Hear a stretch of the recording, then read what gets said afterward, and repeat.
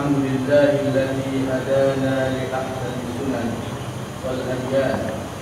أشهد أن لا إله إلا الله وحده لا شريك له، الملك العظيم الحليم الكريم المنان. أشهد أن محمدا عبده ورسوله سيد ولد عدنان. اللهم صل وسلم وبارك على سيدنا محمد وعلى آله وأصحابه وأتباعه أهل السنة والقرآن. أما بعد، فيا أيها المسلمون اتقوا الله حق تقاته ولا تموتن إلا وأنتم مسلمون. Sidang jemaat yang dirahmati Allah, bertakwalah sesungguhnya kepada Allah Subhanahu wa Ta'ala dengan menjunjung amal segala seluruhannya dan meletak tinggi semua larang tegahnya, dan carilah jalan agar dapat dihabiskan sisa-sisa umur kita dengan amal soleh dan matinya kita sebagai seorang yang benar beriman kepada Allah Subhanahu wa Ta'ala. Sidang jemaat yang dirahmati Allah, jika Allah memanjangkan umur kita sedikit hari lagi, kita akan bersua dengan bulan Zulhijjah, yaitu bulan penghabisan dalam rangkaian bulan bagi tahun Hijrah. Bulan Zulhijjah tiap-tiap tahun menganugerahkan kepada kita umat Islam dengan dua ibadah besar, yaitu pertama ibadat korban dan yang kedua ibadat haji. Korban ialah nama bagi binatang ternak tertentu yang disembelih pada hari tertentu untuk menghampirkan diri kepada Allah Subhanahu wa Ta'ala. Firman Allah Subhanahu wa Ta'ala, "Fasholli li rabbika wanhar." Maksudnya, oleh itu kerjakanlah sembahyang kerana Tuhanmu semata-mata, dan sembelihlah korban sebagai bersyukur kepada Allah Subhanahu wa Ta'ala. Korban adalah satu ibadah tua yang dipelopori oleh Nabi Allah Ibrahim alaihissalam ketika Allah Subhanahu wa Ta'ala mengujinya dengan meminta baginda menyembelih putra kesayangannya Nabi Allah Ismail alaihissalam. Ujian yang maha berat ini dapat dilaksanakan oleh Nabi Ibrahim yang akhirnya Allah Subhanahu wa Ta'ala menggantikannya dengan penyembelihan seekor kibas yang dibawa dari surga. Menyambung syariatnya, kini kita tidak diminta untuk mengorbankan anak cucu. Sebaliknya kita diminta mengorbankan binatang tertentu yang sudah tentu orang-orang yang beriman sanggup dan mampu melaksanakannya. Amat besar fadilat ibadat korban yang terkenal dengan nama korban dan kabinet. Itu sabda Nabi sallallahu alaihi wasallam, "Ma 'amila ibnu Adam yawman nahri 'amalan ahabba ila Allah min jirafati dam wa innaha la ta'ti yawmal qiyamah bi quruniha wa asfariha wa ash'ariha wa inna ad-dama la yaqa'u fi makanin qabla an yaqa' 'ala al-ardi fatihu biha nafsa." Rawahu al-Bukhari. Artinya tidak ada satu amalan pada hari Nahar, yaitu pada hari Raya Idul Fitri, Idul Adha, yang lebih disukai Allah daripada menumpah darah korban. Sesungguhnya tanduk, kuku dan bulu binatang korban datang menjadi saksi pada hari kiamat. Darahnya gugur di tempat mulia, yaitu surga. Sebelum gugur ke bumi, hendaklah kamu melakukan dengan penuh kerelaan. Berbahagialah dirimu dengannya. Selain daripada itu, pahala korban juga akan menjadi kenderaan untuk kepada mahsyar jikalau hari kiamat bermula nanti. Dengan melaksanakan ibadat korban juga kita melatih diri kita bersifat dengan pemurah, lawan bagi bakhil. Daging korban pula dapat disedekah, dihadiah dan dimakan sedikit oleh tuannya. Ini merupakan kesyukuran kita terhadap kurniaan Allah Subhanahu wa Ta'ala yang melimpah ruah di dunia ini. Tidak dapat dinafikan, memang ada saudara-saudara seagama dengan kita yang tidak dapat menikmati daging kecuali pada hari-hari penjuri tertentu saja. Oleh itu, umat Islam yang berkemampuan hendaklah merebut peluang keemasan ini. Semoga dengan korban itu bukan sahaja kita dapat menyukakan hati saudara-saudara kita yang kurang bernasib baik, malah lebih daripada itu, kita akan mencapai derajat ketakwaan terhadap Allah Subhanahu wa Ta'ala. dengan menjunjung titah perintahnya itu. Kepada orang-orang yang mampu tetapi masih ragu-ragu hendak melaksanakan ibadat korban dan merasa sayang harta hendak perlu dikeluarkan untuk ibadat korban itu, Rasulullah SAW memberi amaran dengan sabdanya, "Man kana lahu si'atun wa lam yudhi fala yaqrubanna musallana." Rawahu Ahmad. Artinya, sesiapa yang ada kelapangan, yaitu kemampuan, tetapi tidak sudi hendak melakukan ibadah korban, maka jangan dia menghampiri tempat solat kami. Sidang jemaat yang dirahmati Allah, ikutilah penerangan ringkas tentang hukum hakam ibadah korban. Hukumnya sunat muakkad, tetapi jika dinazarkan hukumnya adalah wajib. Masa bermula daripada 10 Zulhijjah hingga terbenam matahari 13 Zulhijjah tiap-tiap tahun, ikut peredaran masa negeri masing-masing, bukan mengikut masa Makkahul Mukarramah. Binatang yang hendak dibuat korban itu binatang an'am yang terdiri daripada kambing biasa berumur 2 tahun lebih, biri-biri dan kibas berumur 1 tahun lebih, lembu dan kerbau berumur 2 tahun lebih, dan unta berumur 5 tahun lebih. Kambing biasa, biri-biri dan kibas seekor untuk seorang sahaja, manakala lembu, kerbau dan unta boleh berkongsi seramai 7 orang, walaupun berlainan matlamatnya. Umpamanya 5 orang hendak melakukan korban, manakala 2 orang lagi hendak melaksanakan akikah. Binatang yang hendak dibuat korban itu mestilah tidak cacat fizikal dan mentalnya, seperti tidak bertelinga, tiada berekor, gila, sampai tidak pandai mencari makan, hidung sangat kurus dan sebagainya. Korban sunat, tuan korban boleh makan sedikit daripada dagingnya dan wajib disedekahkan walaupun sedikit. Yang terbaiknya ialah sedekah 1/3, hadiah 1/3, dan makan 1/3. Tidak memadai korban sekiranya disembelih seekor binatang lalu dimakan semuanya di situ tanpa disedekahkan sedikit daripadanya. Firman Allah Subhanahu wa taala, "Fakulu minha wa at'imul ba'isal faqir." Maksudnya, dengan yang demikian makanlah kamu dari daging binatang-binatang korban itu dan berilah makan kepada orang-orang yang susah dan fakir miskin. Manakala daging korban nazar wajib disedekahkan semuanya sekali. Haram hukumnya dijual daging, tulang, kulit dan bulu binatang korban. Begitu juga jika dijadikan upah dengan bahan-bahan korban tersebut.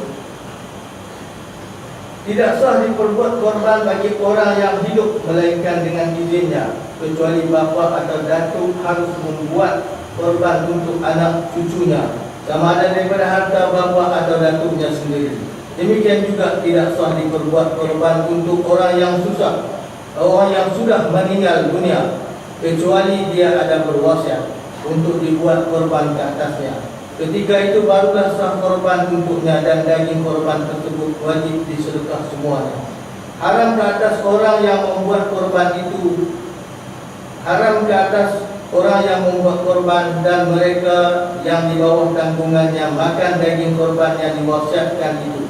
Kerana dalam hukum tidak diluluskan seorang itu bersedekah membeli dan dalam masa yang sama dia juga bersifat penerima.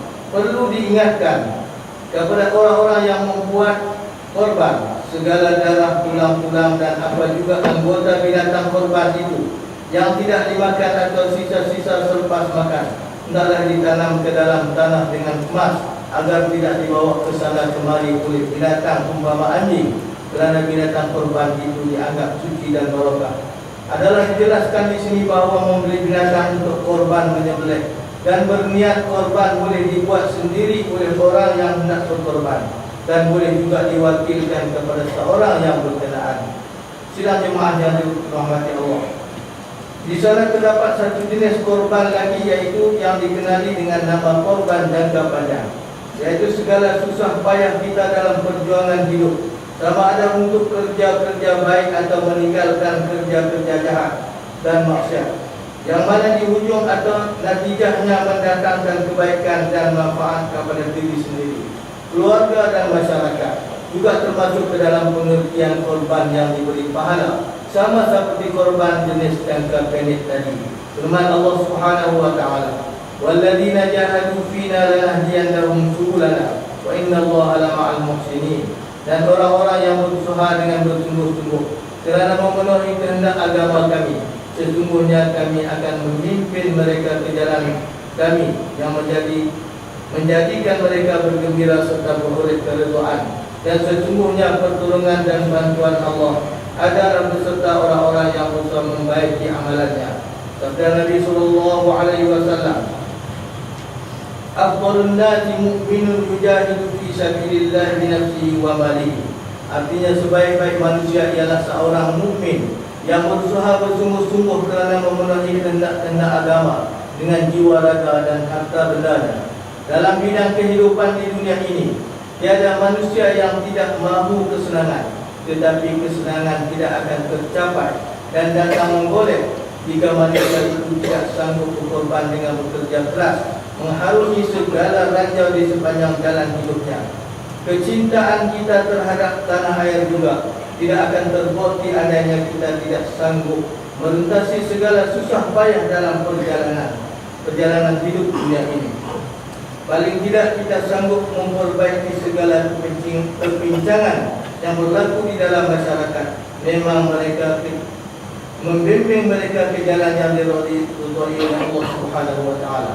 Demikian juga dalam lapangan amal ibadah dan meninggalkan kerja-kerja mungkar yang dilarangkan oleh agama. Seorang yang bercita-cita untuk mengerjakan haji, dia tidak akan dapat melaksanakan ibadah agung itu melainkan dia sanggup berkorban apa saja untuk sampai ke tanah suci Makkahul Mukarramah. Demikian juga ibadah zakat. Orang-orang yang berada tidak akan berjaya mengeluarkan hartanya melainkan dia mampu menolak ajakan nafsunya yang mengheret dia merasakan rugi jika dia mengeluarkan zakat hartanya. Demikian juga ibadah puasa Ramadan.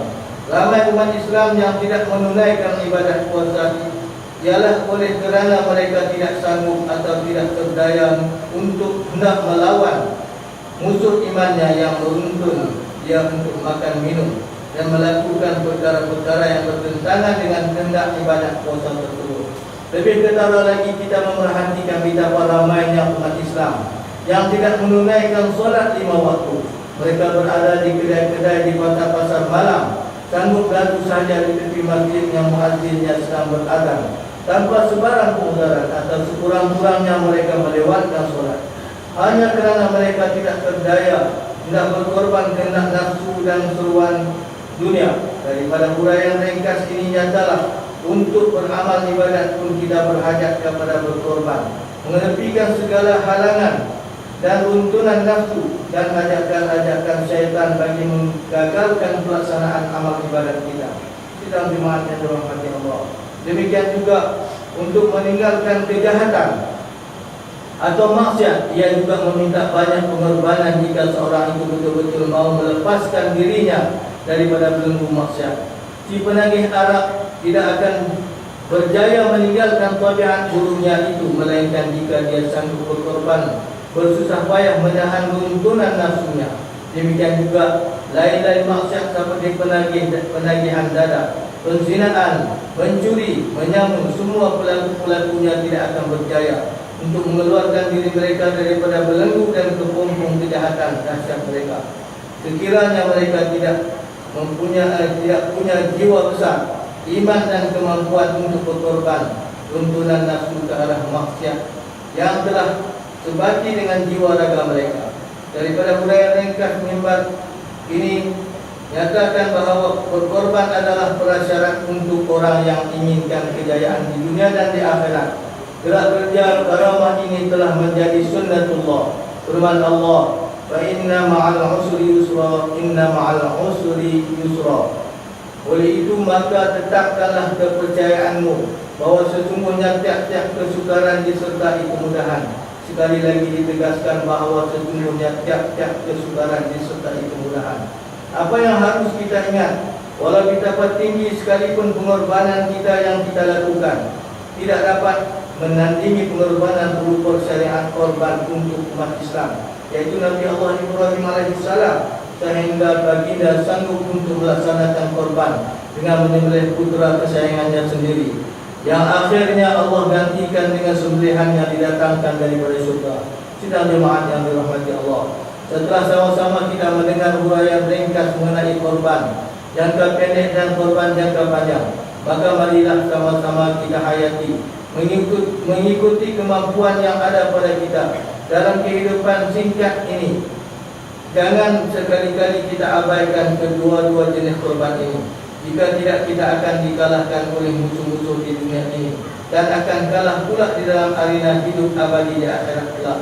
Sesungguhnya susah payah di dunia dalam melaksanakan kehendak Allah Subhanahu wa taala dan meninggalkan larangan tegahnya merupakan ujian untuk menetapkan iman dan kekuatan jiwa kita sendiri. Percayalah, kita akan berjaya selama mana kita hidup dengan ilmu dan berada di bawah lindungan Allah Subhanahu wa taala. A'udzubillahi minasyaitonir rajim. La yastawil qa'iduna minal mu'minina wal ulil dharri wal mujahiduna fi sabilillahi bi amwalihim wa anfusihim. Wallahu mujahidina bi amwalihim wa anfusihim 'alal qa'idina darajah. Wa kullahu 'ala Allahul husna wa faddala Allahul mujahidina 'alal qa'idina ajran 'azima. Surah An-Nisa ayat 65. Tidaklah sama keadaan orang-orang yang duduk tidak turut berperang dari kalangan orang yang beriman, selain daripada orang yang ada kemunduran, dengan orang-orang yang berjihad berjuang pada jalan Allah untuk membela Islam dengan harta dan jiwanya. Allah melebihkan orang-orang yang berjuang dengan harta benda dan jiwa mereka atas orang yang tinggal duduk tidak turut berperang kerana undur dengan kelebihan satu darajah. Dan tiap-tiap satu dari dua golongan itu Allah menjanjikan dengan balasan yang baik surga, dan Allah melebihkan orang-orang yang berjuang di atas orang-orang yang tinggal duduk tidak turut berperang dan tidak ada sesuatu undur dengan pahala yang amat besar. Barakallahu li wa lakum bil Qur'ani was sunnah wa nafa'ani wa iyyakum bima fihi min al-ayati wal hikmah. أقول قولي هذا وأستغفر الله العظيم لي ولكم ولسائر المسلمين والمسلمات والمؤمنين والمؤمنات فاستغفروه إنه هو الغفور الرحيم. اللهم صل على سيدنا محمد الرحيم وسلم رضي الله تبارك وتعالى عن سيدنا خير رسول الله أجمعين. Alhamdulillah alladhi anzala ala 'abdihi al-kitaba wa lam yaj'al lahu 'iwaja qayyiman liyunzira ba'san shadidan min ladunhu wa yubashshira al-mu'minin alladhina ya'maluna as-salihati anna lahum ajran hasana. Wa asyhadu an la ilaha illallah wahdahu la syarika lah wa asyhadu anna Muhammadan 'abduhu wa rasuluh. Allahumma shalli wa sallim ala hadzal nabiyil karim Muhammadin wa ala alihi wa ashabihi ajma'in. Amma ba'd. Ya ikhwanal muslimin, ittaqullah subhanahu wa ta'ala haitsuma kuntum wa'lamu anna Allah bima ta'maluna basir. Sidang jemaat yang dirahmati Allah, sekali lagi saya berseru dan diri saya dan tuan-tuan para jamaah sekalian, marilah kita sama-sama mempertingkatkan iman dan takwa kita kepada Allah Subhanahu wa ta'ala walaupun di mana kita berada, kerana sesungguhnya Allah Subhanahu wa ta'ala itu Maha mengetahui dan Maha melihat segala perbuatan amalan kita, sama ada zahir maupun batin. Mudah-mudahan kita sentiasa berada dalam rahmat peliharaan Allah Subhanahu wa taala. Amin ya rabbal alamin. A'udzu billahi minasyaitonir rajim. Innallaha wa malaikatahu yusholluna 'alan nabi. Ya ayyuhalladzina amanu shallu 'alaihi wa sallimu taslima. Allahumma shalli 'ala sayyidina Muhammad wa 'ala ali sayyidina Muhammad. Kama shallaita 'ala sayyidina Ibrahim وعلى آل سيدنا إبراهيم وبارك على سيدنا محمد وعلى آل سيدنا محمد كما باركت على سيدنا إبراهيم وعلى آل سيدنا إبراهيم في العالمين إنك حميد مجيد. وارض اللهم عن الخلفاء الراشدين ساداتنا أبي بكر وعمر وعثمان وعلي وعن بقية الصحابة والقرابة والتابعين ومن تبعهم بإحسان إلى يوم الدين. اللهم اغفر للمؤمنين والمؤمنات والمسلمين والمسلمات الأحياء منهم والأموات إنك سميع قريب مجيب الدعوات وقاضي الحاجات. ربنا اغفر لنا ولإخواننا الذين سبقونا بالإيمان ولا تجعل في قلوبنا غلا للذين آمنوا ربنا إنك رؤوف رحيم. اللهم إنا نسألك أن تؤيد الإسلام والمسلمين، وأن تعلي بفضلك كلمة الحق والدين، وأن تشمل بعنايتك وتوفيقك مولانا الملك المعتصم بالله محب الدين سلطان حج عبد الحليم المعظم شاه ابن المرحوم سلطان بدري شاه. اللهم امنحه الرشاد ووفقه للسداد، وأصلح به العباد والبلاد، واجعل التقوى له خير داد. إنك رؤوف رحيم جواد يا لطيفا بالعباد يا أرحم الراحمين. اللهم أعز الإسلام والمسلمين، وأذل الشرك والمشركين، وأهلك أعداءك أعداء الدين. اللهم أهلك الكفرة والمبتدعة واليهود والنصارى والمشركين الذين يصدون عن سبيلك ويقاتلون أولياءك. اللهم خالف بين كلمتهم وشتت شملهم وفرق جمعهم وزلزل أقدامهم وفل حدهم ونفس أعلامهم ورد كيدهم على نحورهم. وأنزل بهم بأسك الذي لا ترد عن القوم المسلمين. اللهم انصر إخواننا المجاهدين في فلسطين. اللهم انصر إخواننا المجاهدين في العراق. اللهم انصر إخواننا المجاهدين في سوريا. اللهم انصر إخواننا المجاهدين في مصر. اللهم انصر إخواننا المجاهدين في كل مكان وفي كل زمان، وأصلحهم وأصلح ذات بينهم، وانصرهم على عدوك وعدوهم. اللهم يا منزل الكتاب، يا مجري السحاب، يا هازم الأحزاب، اهزمهم وانصرنا عليهم. اللهم اجعل الدائرة عليهم. اللهم أرسل العذاب عليهم.